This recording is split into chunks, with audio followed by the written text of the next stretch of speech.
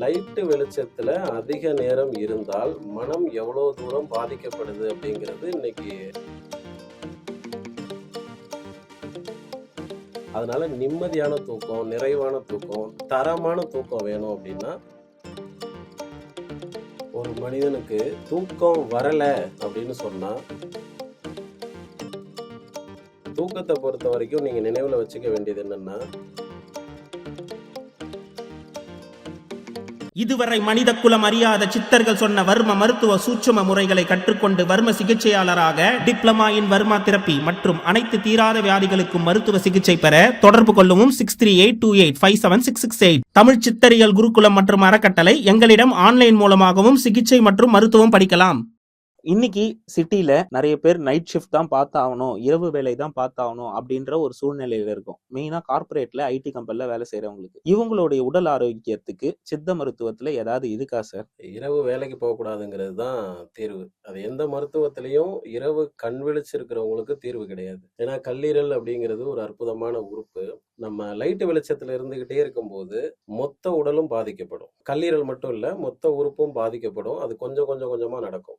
பொதுவா பலருக்கும் தெரியாத விஷயம் என்னன்னா, லைட் வெளிச்சத்துல அதிக நேரம் இருந்தால் மனம் எவ்வளவு தூரம் பாதிக்கப்படுது அப்படிங்கிறது இன்னைக்கு ஆய்வு செய்யாத உண்மை. அது இன்னும் நிறைய ஆய்வு செஞ்சா இன்னும் எதிர்காலங்கள்ல அது மாதிரியான ஆய்வுகள் நிறைய வரலாம். வெளிச்சத்துல இருக்கக்கூடாது. இரவு அப்படிங்கிறது அதை அனுபவிக்கிறதுக்கு தான், ஓய்வு எடுக்கிறதுக்கு தான். பகல் முழுக்க வேலையில ஈடுபடுறோம், தொழில ஈடுபடுறோம், உடல் இருக்கமாகும். அப்ப இரவுல மனம் அமைதி அடைந்து ஒரு இடத்துல படுத்து கிடக்கணும், உடல் தளர்வடையணும். அதுக்குதான் இரவு அப்படிங்கிற ஒண்ணு கொடுக்கப்பட்டிருக்கு. அப்ப அந்த நேரத்துல கண் விழிச்சு நம்ம தொழில பொழப்ப பார்க்கும்போது உடல் ஆரோக்கியத்தை எதிர்பார்க்க முடியாது. பொருளாதாரத்தை நீங்க ஈட்டிக்கலாம், சம்பாரிச்சுக்கலாம், அதுல நல்லா வந்துடலாம். ஆரோக்கியத்தை இழந்துருவீங்கிறது தான் ஒரு சித்த மருத்துவரா நம்ம சொல்ல வேண்டிய செய்தி. அதுலயும் என்னென்ன பாதிப்புகள் வரும் அப்படின்னு கேட்டீங்கன்னா, மக்கள் இன்னைக்கு மருத்துவர்கிட்ட போய் கேட்கக்கூடிய எல்லா பாதிப்புகளுமே அங்கிருந்து தான் ஆரம்பிக்கும். முடி கொட்டுறது, தலைவலி, நரம்பு பிரச்சனை, கண் பார்வையில் இருக்கிற கோளாறு, மன தடுமாற்றம், தைராய்டு, மூச்சு பிரச்சனை, செரிமான சிக்கல், பேக் பெயின், இப்படி இன்னும் நம்ம சொல்லிக்கிட்டே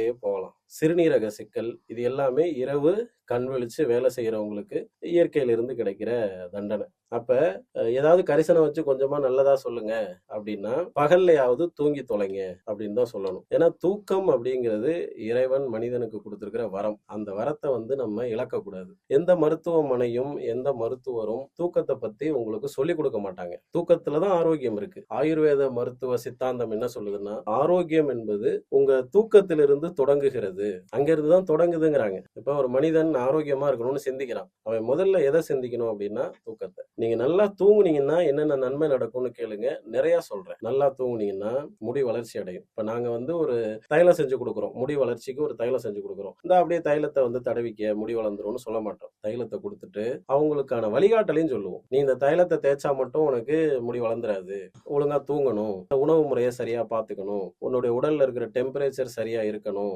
வாழ்வியல் முறையை நெறிப்படுத்திக்க, இப்படி எல்லாம் இருந்தாதான் முடி வளரும். அப்ப அங்கிருந்தே நம்ம ஆரம்பிக்கிறோம். அப்ப சிந்தனை ஆற்றல், இன்னைக்கு கணினியில முழு நேரமும் வேலை செய்யக்கூடியவங்களுக்கு சிந்தனை ஆற்றல் நல்லா இருக்கணும், கற்பனை திறன் நல்லா இருக்கணும், மனம் நல்லா இருக்கணும்னாலே இரவு நல்லா தூங்கணும். வாழ்க்கையும் சேவ் ஆயிடும். இன்னைக்கு உதாரணத்துக்கு சொல்லணும்னா, 40 வயதுல ஒரு காலத்துல நோய் வந்துச்சு நிறைய பேருக்கு. இன்னைக்கு அது அப்படியே 20ஆ மாறிடுச்சு, அப்படியே ரிவர்ஸ்ல வருது. ஆயுள் 80 100 அப்படின்னு இருந்தது, இன்னைக்கு 60 ஆயிடுச்சு, 50 ஆயிடுச்சு. அப்ப 40 50 வயதுல வர வேண்டிய நோய்கள் 20க்கு வந்துருச்சு, ஆயுளும் குறையுது. இது எல்லாமே தூக்கம் கெட்டு போனதுனால வந்த பிரச்சனை. ஒரு காலத்துல கிராமங்கள் எல்லாம் பாத்தீங்கன்னா, இந்த வெளிச்சம் லைட் எல்லாம் வராததுக்கு முன்னாடி இரவு 8 மணிக்கெல்லாம் படுத்துருவாங்க. அன்னைக்கு இவ்வளவு மருத்துவமனைகள் இல்ல, இவ்வளவு மருந்துகள் இல்ல, இவ்வளவு நோய்கள் இல்ல, நல்ல ஒரு வாழ்க்கை முறை, நல்ல காலம்னு ஒண்ணு இருந்தது. இப்பயும் நீங்க அதை அமைச்சுக்கலாம். நிறைய பேரை பாக்குறோம், நீங்க ஏன் இரவு தூங்குறது இல்ல அப்படின்னா அவங்களுடைய தொழிலை தான் காரணமா சொல்லுவாங்க. வேற காரணம் பெருசா இருக்காது. இரவு ஏன் தூங்கலன்னா தொழில் தான். தொழிலை நமக்கு கடை திறந்து முழிச்சிருந்து இரவு தான் எங்களுக்கு வியாபாரம் ஓடும், அப்ப அந்த நேரம் எப்படி நாங்க கடையை போட்டுறது அப்படின்னா, நீ தான் உன் கஸ்டமரை மாத்தணும். காலையில வா,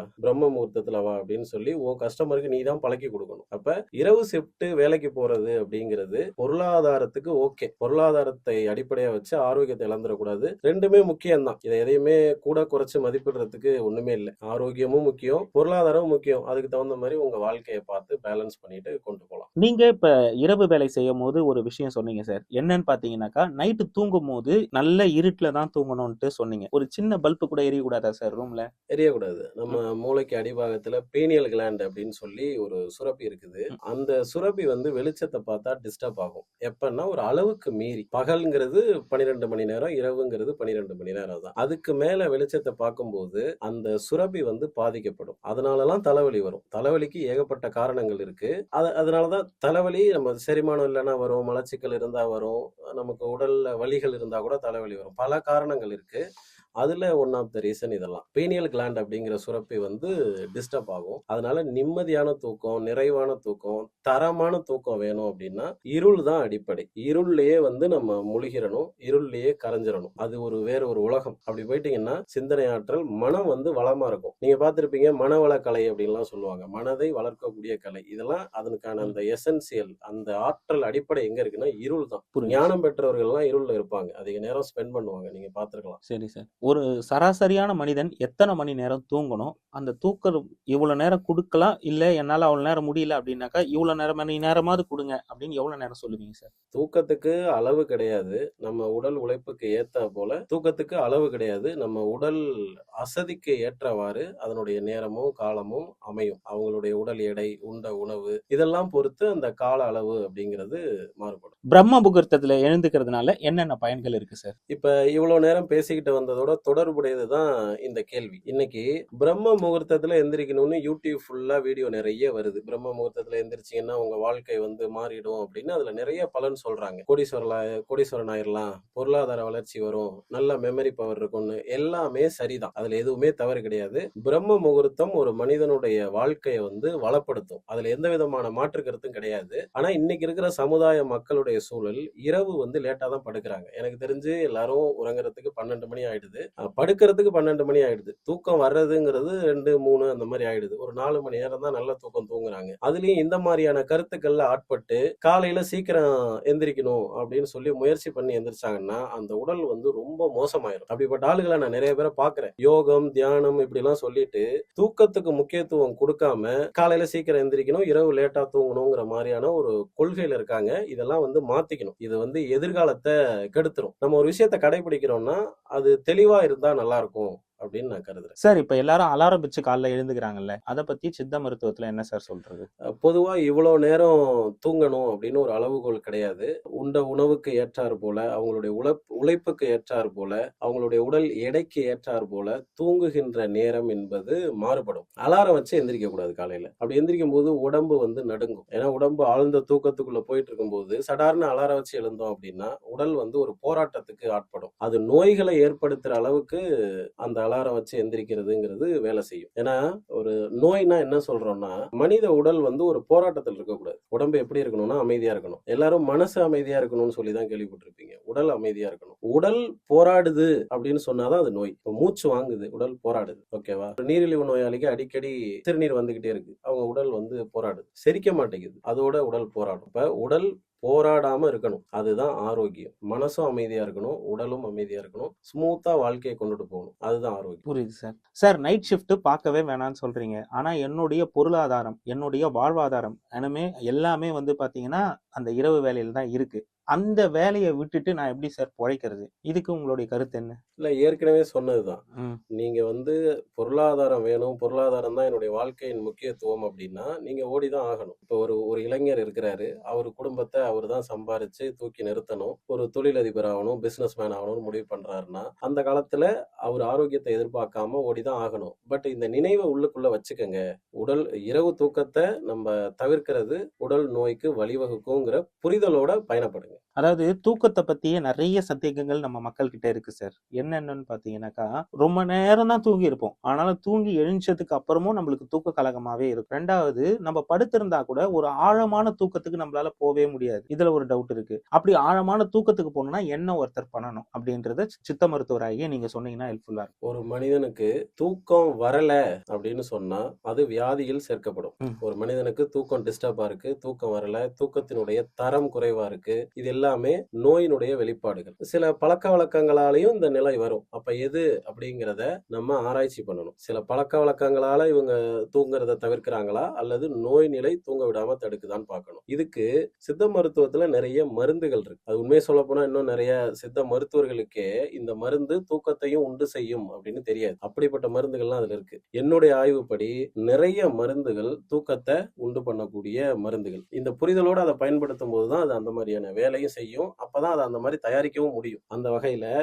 இந்த இயற்கை தூக்கம்ங்கிறத மனிதனுக்கு எதுக்கு வச்சிருக்கு அப்படின்னு கேட்டீங்கன்னா, உடல் தளர்வாகணும், ஆனந்தமா இருக்கணும், அடுத்த நாள் எழுந்து புதிதாக பிறந்தது போல வாழ்க்கைய புத்துணர்ச்சியோட தினசரி அணுகணும். அதுக்குதான் இயற்கை இந்த தூக்கம்ங்கிற ஒரு கான்செப்டை மனிதனுக்கு வச்சிருக்கு. அதான் அந்த உடலை தளர்வா வச்சுதான் தூங்கணும். தளர்வாக்குறதுக்கு தான் தூங்குறோம். அப்ப ஆசனங்கள்ல சவாசனம்னு ஒரு ஆசனம் இருக்கு. அதை முறையா பழகிட்டீங்கன்னா நம்ம படுக்கைக்கு போகும்போதே சவாசனத்தை பயன்படுத்தி உடலை தளர்வாக்கிடலாம். அந்த முறைப்படியும் மருந்துகள் எடுத்துக்கிட்டும் நீங்க தூக்கத்தை சரி செஞ்சீங்க அப்படின்னு சொன்னா தூக்கத்தினுடைய தரம் நல்லா இருக்கும்.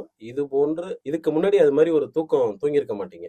அப்படி ஒரு தூக்கம் அதுல கிடைக்கும். காலையில எந்திரிக்கும் போது நல்ல ஒரு மலர்ந்த முகத்தோட நிறைய சிந்திக்கிற ஆற்றலோட இருக்கும். இப்ப நமக்கு ஏதாவது சிந்திச்சோம்னா கடுப்பா இருக்கும். ஒரு விஷயத்தை பத்தி இத சிந்தனை செய்யுங்கன்னு சொல்லும் போது கடுப்பாகும். ஏன்னா இப்போ நமக்கு ஒரு விஷயத்த சிந்திங்கன்னு சொன்னா கடுப்பா இருக்கும். ஏன்னா அந்த ஆற்றல் இல்ல. இப்ப நம்ம ஒரு மனிதர் நல்லா தூங்கி இருக்கிறாரு அப்படின்னு சொன்னா எதையாவது சிந்திப்போமா, இன்னைக்கு இந்த இதை பத்தி சிந்திப்போம் அப்படின்னு அந்த சிந்தனை ஆற்றல் பெருகும். இப்ப இந்த அறிகுறி எல்லாம் இருந்ததுன்னா அவர் நல்லா தூங்குறாருன்னு நல்ல நினைவாற்றல் இருக்கும். இதெல்லாம் நம்ம நல்லா தூங்குறோம் அப்படிங்கிறதுக்கான அறிகுறி. சரி சார், நான் ஆழமான ஒரு தூக்கத்துக்கு போயிட்டேனா இல்லையான்னு எப்படி சார் தெரிஞ்சுக்கிறது? தூக்கத்தை பொறுத்த வரைக்கும் நீங்க நினைவுல வச்சுக்க வேண்டியது என்னன்னா, தன்னை மறந்து நீங்க தூங்கி இருந்தீங்கன்னா அது ஆழமான தூக்கம். அப்ப இந்த வார்த்தையை தான் நீங்க நினைவுல வச்சுக்கணும். மறந்து தூங்குதல். இப்ப ஒவ்வொரு நாளும் எழுந்திருக்கிறோம். நம்ம கடந்த கால பிரச்சனைகள் நமக்கு நல்லா நினைவுல இருக்கு.